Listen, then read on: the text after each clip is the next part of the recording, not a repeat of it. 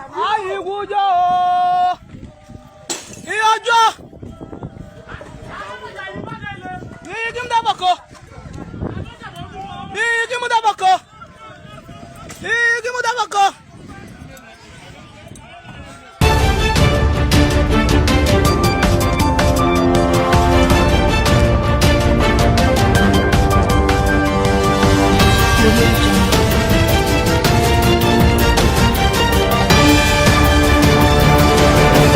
ALF Yorùbá TV. Ìran Yorùbá kú ọgbọ́n inú wọn ní ẹ má pogun torí pogun ò rí bí iyán bẹ́ẹ̀ lógun ò rí bí ẹ̀kọ́. Mo ń padà bọ̀ láti ṣe ẹ̀kúnrẹ́rẹ́ àlàyé lórí fọ́nrán tí mo fi wọlé nǹkan tó di àkókò ọ̀hún. Àtúnṣe bẹ́ẹ̀ wo kókó tí ń bẹ nínú ìròyìn ká tó máa pẹ̀kẹ́lu ẹ̀kúnrẹ́rẹ́ rẹ̀ báyìí.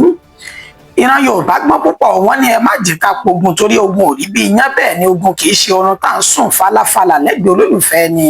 Àwọn ìlú méjì kan ní ìpínlẹ̀ Kogi náà ti fọwọ́ ara wọn fàjọgẹ̀dì yèrè pé ìjà lera wọn lórí báyìí wọ́n sì ti ṣekú pa ara wọn ní ìpakúpa nígbà tí ọ̀pọ̀lọpọ̀ dúkìá tó ti jóná gbùgbù nínú ìkọlù alágbára tó ń ṣe síra wọn. Wàhálà alámìíràn tún lè yí o àwọn agbébọn náà ṣe bẹ́ẹ̀ falẹ̀ dúdú bojú tó sì wọ ilé ìgbé àwọn akẹ́kọ̀ọ́ ilé ẹ̀kọ́ gíga ti ìpínlẹ̀ Nasarawa wọ́n ti já akẹ́kọ̀ọ́ 6 gbé lọ pẹ̀lú ènìyàn kan nínú ìlú náà. Kò ní sú wa kò ní rẹ̀ wá àṣẹ ló máa ń sọ pé òun ò ṣe máa o èyí lórin táwọn ọmọ ogun ilẹ̀ yìí tí wọ́n ń kọ pẹ̀lú bí wọ́n ti ṣe bẹ́ẹ̀ tún ya wọ ibùgbé àwọn oníṣẹ́ láabi agbésùnmọ̀mí ti kọ Boko Haram àti ISWAP ní ìpínlẹ̀ Borno tí wọ́n sì ṣe bẹ́ẹ̀ bà gbogbo ààyè náà tí wọ́n bà jẹ́. Àwọn aráàlú ni wọ́n wá láti lọ rí dúnàdúrà pẹ̀lú àwọn agbébọn láwọn ìjọba ìbílẹ̀ kọ̀ọ̀kan ní ìpínlẹ̀ Katsina mo sì fọwọ́ sí fún wa látàrí pé kò sẹ́ni tó fẹ́ jà pẹ̀lú àwọn báńdíìtì ọ̀hún. Gómìnà ní ìpínlẹ̀ Katsina ló tún ṣe àlàyé ọ̀rọ̀ yìí. Jonathan wá gbà wá sílẹ̀ o a fẹ́ kó díje dupò ààrẹ lẹ́ẹ̀kan sí lórílẹ̀‐èdè Nàìjíríà. Àwọn ẹgbẹ́ kan náà ṣe ìwádìí lọ bá ààrẹ tẹ́lẹ̀ lórílẹ̀‐èdè Nàìjíríà Goodluck Jonathan láti díje dupò ààrẹ ní ètò ìdìbò tọdún 2027. Àmọ́ kú bọ́jọ́jọ́ ṣe rí níbi gbogbo tẹ́tí láǹfààní látún ti máa darapọ̀ mọ́ wa lórí ìkànnì wa ALF Yorùbá TV níbi tá a ti yà lárọ̀tọ̀ tá a sì ti dáńtọ́ látàrí ìròyìn àjàbalẹ̀ ètò Èdùmàrè tó fi rọ̀ wá lọ́rùn tó sì fi jìn kí wa bá ṣe ń jùlẹ̀ lẹ́yìn tẹ́jọ́ olólùfẹ́ wa náà lẹ́ ń bá wa hàn ẹ ṣeun àmọ́ lóore kókó oníròyìn náà lẹ ti gbọ́ látẹnu àyànfẹ́ Elédùmarè yìí ẹ̀kúnrẹ́rẹ́ rẹ̀ ẹja mọ́ túṣu rẹ̀ désàlẹ̀ kòkò. Ìran Yorùbá mọ̀ kú ọgbọ́n nù wọ́n ní ẹ má pogun o torí pé ogun ò rí bí iyán bẹ́ẹ̀ ni ogun kì í ṣe oorun tá à ń sùn pẹ̀lú olólùfẹ́ ni èyí tá à mọ̀ falala níṣẹ́ ni àwọn ará ìlú méjì náà ti fi ọwọ́ ara wọn fàjọgọdí yèrè péjà lera wọn lórí báyìí ní ìpínlẹ̀ Kogi wọ́n ṣekú para wọn ní ìpakúpa nígbà tọ́pọ̀lọpọ̀ dúkìá tó ti jóná gbogbo báyìí. Àwọn olùgbé agbègbè méjì kan tó pè ní Ìtàlé àti Ìṣí níjọba ìbílẹ̀ Ìbàjì tí ń ṣe ìpínlẹ̀ Kogi wọn mà ti fọwọ́ ara wọn fa ogun báyìí nírètí ìlà ìlú ọ̀hún tó sì ti bẹ̀rẹ̀ ní pẹrẹwu èyí tí kò sẹ́ni tó lè fojú borun láwọn ìlú méjèèjì yìí gẹ́gẹ́ bí àlàyé tó ń tẹ̀ wá lọ́wọ́ níṣẹ́ náà ní èdè àìyedè kékeré ló bẹ́ sílẹ̀ láàrin àwọn ìlú méjèèjì látàrí ọ̀rọ̀ ilẹ̀ èyí tí kò ní ìtumọ̀ tó sì fi ọwọ́ ara wọn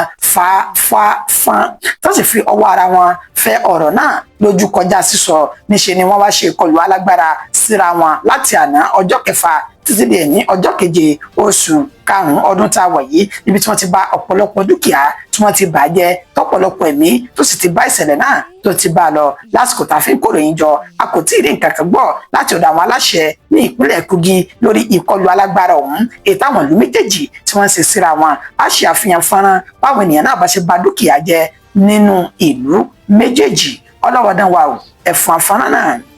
Ayigujo. Iyojo.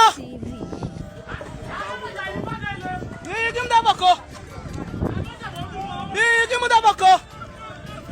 Yigim dabako.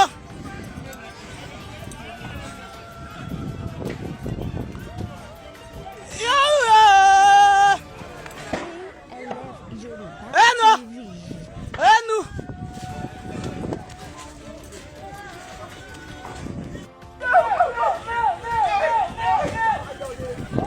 You dey feel am?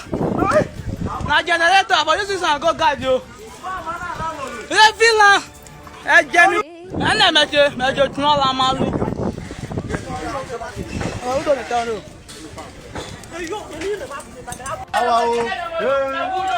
ẹ káàbọ̀ padà wàhálà ńlá mìíràn tún lè yí o àwọn agbébọn náà falẹ̀ dúdú bojú tó sì ya wọ ilé ìgbé àwọn akẹ́kọ̀ọ́ ilé ẹ̀kọ́ gíga ní ìpínlẹ̀ Nasarawa wọ́n jí akẹ́kọ̀ọ́ 6 gbé àti ènìyàn kan o.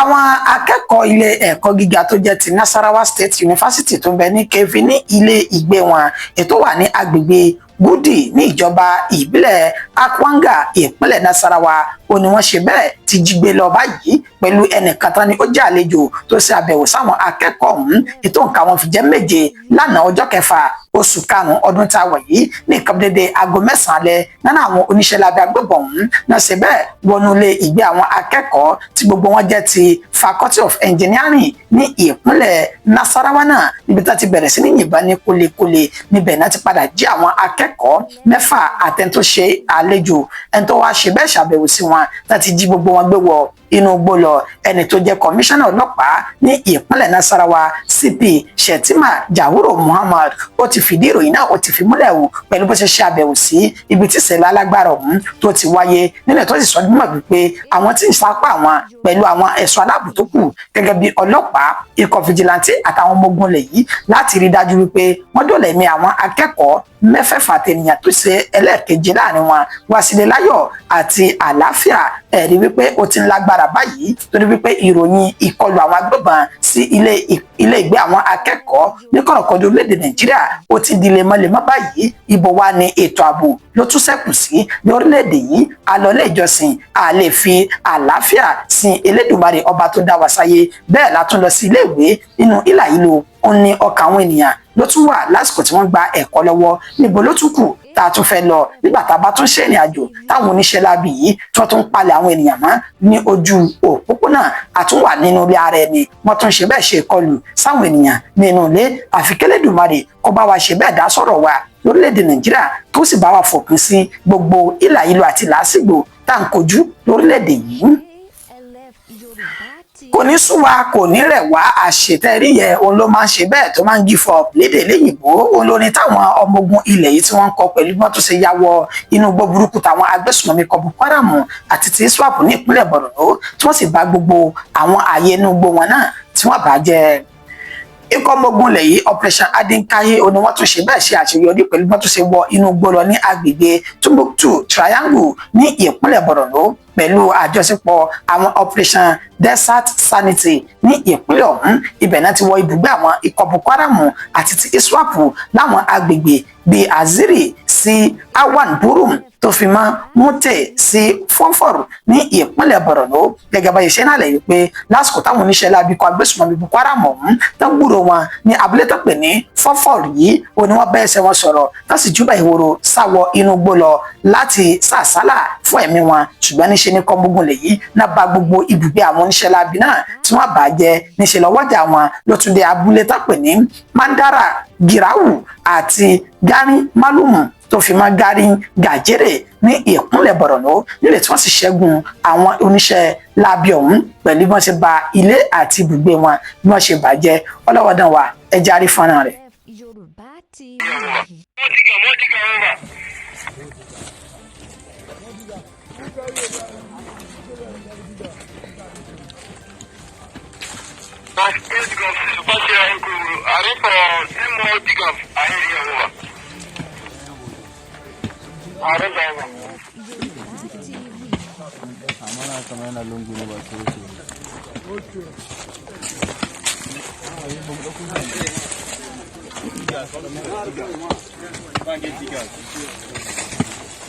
Don't gather in one place, scatter. Those that are not working, just go side. White some should go ahead of the river bank.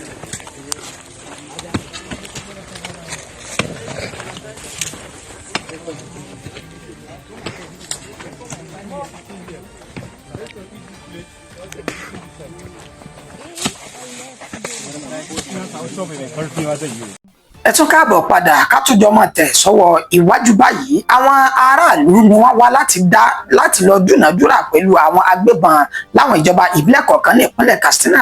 Mo sì fọwọ́ sí fún wọn látàrí pé kò sẹ́ni tó ṣetán láti kojú ìjà pẹ̀lú àwọn báńdíìtì ọ̀hún. Gómìnà ní ìpínlẹ̀ Katsina ló tún ṣe àlàyé ọ̀rọ̀ yìí. Gómìnà ìpínlẹ̀ Katsina Dikko Rada ó tún ṣe àlàyé ọ̀rọ̀ yìí lásìkò tí wọ́n tún ṣe bẹ́ẹ̀ ní ìtàkùrọ̀sọ pẹ̀lú rẹ̀ yìí àwọn oníròyìn ìkànnì Channel Television lórí pé àwọn ènìyàn ní ìpínlẹ̀ Zamfara ní ìpínlẹ̀ Katsina wọ́n ń ṣe ìdúnàádúrà pẹ̀lú àwọn agbésùmọ̀mí ní kọ̀rọ̀kọ́ndù ìjọba ìbílẹ̀ ní ìpínlẹ̀ ọ̀hún ibi tá a ti ráwọn ìjọba ìbílẹ̀ bíi Faskari, Funtua tó fi mọ́ Bakori àtàwọn ìjọba ìbílẹ̀ míì. Níṣe ni gómìnà ní ìpínlẹ̀ Katsina ló wá tan ìmọ́lẹ̀ sí ọ̀rọ̀ ọ̀hún. Ó ní nǹkan ni òun ṣe bẹ́ẹ̀ gbé ìgbédìde ọ̀hún òun kọ́ ló ń gbé dìde bí kì í ṣe pé àwọn àgbààgbà ní agbègbè kọ̀ọ̀kan ní ìjọba ìbílẹ̀ ọ̀hún náà wá ṣe àbẹ̀wò sí òun tí wọ́n sì ní káwọn lọ ṣe ìdúnàádúrà nínú ìpàdé àlàáfíà pẹ̀lú àwọn agbébọn ní kọ̀rọ̀kọ́ndù ìjọba ìbílẹ̀ kọ̀ọ̀kan ní ìpínlẹ̀ ọ̀hún nílẹ̀ tó sì ní òun ò lọ́wọ́ sí i ṣùgbọ́n òun fi ọwọ́ òun faramọ́ ká lọ ṣe ìdúnàádúrà ọ̀hún ṣùgbọ́n òun ò ṣetán láti dúnàádúrà kankan pẹ̀lú àwọn agbébọn nígbà tí wọ́n sì lọ ń kọ níṣe ní ìpàdé àlàáfíà wọn ló so èso rere níbi tó ti ṣe ní àlàyé pé àwọn agbègbè kọ̀ọ̀kan bẹ lásìkò yìí tí kò sí ìkọlùkọgbà àwọn agbébọn mọ́ kọ́rọ̀ mi má pọ̀ jù ẹ jẹ́ kọ́rọ̀ gangan kó ṣe àlàyé ara rẹ̀ láti ọ̀dọ̀ ọlọ́wọ́dán wa. When the challenge was so much, the communities approached me. And look, Your Excellency, we have met with these people. They are ready to lay their arms. And we have suffered so much. And then we are not getting what we want from the security agencies in terms of giving us protection. Sir, allow us to negotiate with these people if we can find peace. I said, you can go ahead, but I will not be part of it. Okay.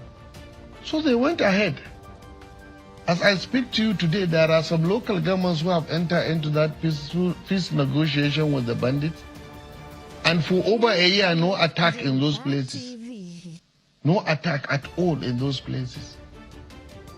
When you see anything, are people that came from other places, not from that location. So we had peace in most of the major local governments that these things are perpetuating. I allowed them because that is what they want. And I'm here as a governor based on their wish. They have given me mandate. Ǹjẹ́ kí lẹ̀yin náà rí sí ọ̀rọ̀ tí gómìnà ní ìpínlẹ̀ Katsina èyí tó sọ ẹ bá wa fi sínú abala àríwísí nínú comment section lórí ìkànnì yìí ojúwòye tẹ̀yin náà a fẹ́ gbọ́ ẹ já wa máa tẹ̀ sọ́wọ́ iwájú báyìí. Jonathan wá gbà wá sílẹ̀ o a fẹ́ kó díje dupò ààrẹ lẹ́ẹ̀kan sí lórílẹ̀‐èdè Nàìjíríà àwọn ẹgbẹ́ kan náà ṣe ìwádìí lọ bá ààrẹ tẹ́lẹ̀ ní orílẹ̀‐èdè yìí Goodluck Jonathan lọ́fíìsì rẹ̀ lólùlẹ̀ tí ń ṣe Àbújá wọ́n ní kó díje dupò ààrẹ o lọ́dún 2027. Ààrẹ tẹ́lẹ̀ lórílẹ̀‐èdè Nàìjíríà Goodluck Ebele Jonathan ó ní àwọn igun kan tó jẹ́ ẹgbẹ́ tí wọ́n ṣe àtìlẹ́yìn fún Goodluck Jonathan tó ń ṣe bẹ́ẹ̀ jáde síta lẹ́ni ọjọ́ keje oṣù karùn-ún ọdún tá a wọ̀ yìí láti lọ rèé ṣe bẹ́ẹ̀ lọ bá ẹni tó jẹ́ ààrẹ tẹ́lẹ̀ ọ̀hún lọ́fíìsì rẹ̀ tí ń ṣe olúlulẹ̀ ní Àbújá wípé kó gbìyànjú láti jáde dupò ààrẹ nínú ètò ìdìbò ọdún 2027 àmọ́ kínníkín tí Goodluck Jonathan tó ṣe ní àlàyé fún wọn ọlọ́wọ́dán wọ́n fún wa ní fọ́nà rẹ̀ nígbà tí n bá ṣe nù ní dédé síbi oyin ẹ̀ṣẹ́ ọlọ́bẹ̀ ṣe ẹ̀yin tí ẹ bá wà jẹ́ ẹkú àìbínú kì í dùn kó pọ̀ ṣókí òun náà ní ọgbẹ̀gẹ̀ títí dìgbà tátùjọ́ máa pàdé lábala àríwísí ẹjẹ́ àwọn ojúwòye tẹ̀yìn náà lórí àwọn ìròyìn èyí tá a ti gbé jáde láti ìgbà ìwà títí dìgbà tájọ́ máa pàdé eré àtayọ̀ láfi máa pàdé ẹjẹ́ àfarabalẹ̀ ká gbádùn ọ̀rọ̀ ẹni tó jẹ́ ààrẹ tẹ́lẹ̀ lórílẹ̀‐èdè yìí. People are not even interested in their election. We have the worst, the least. I've never been to a country that has the low numbers we have, tens of percentage of voters. I think INEC need to do something about it, need to study it, get consultants to look at it, and what is the cost, and do something. As young people, you must be involved in the electoral process. If I ask how many of you have your voters' cards now, probably 50% of you don't even have voters' cards, and you're asking me to go and contest the election. So you must be patriotic, you must participate in the electoral process. Yes, you have asking me to come and contest the next elections. Presidential race is not a computer game. But I've heard you, and I'll consult widely. But the most important thing is in Nigeria that the young people will have hope. In Nigeria that will plan for our grandchildren. These countries, people travel abroad to go and enjoy. These things don't happen overnight. Leaders after leaders plan for the grandchildren and build their country. So every year you see things being added and added until they are in this kind of semi-paradise world they enjoy. The Jagba syndrome in Nigeria has to stop. The highest level of disdain shown to Nigerian youth. ALF Yoruba TV.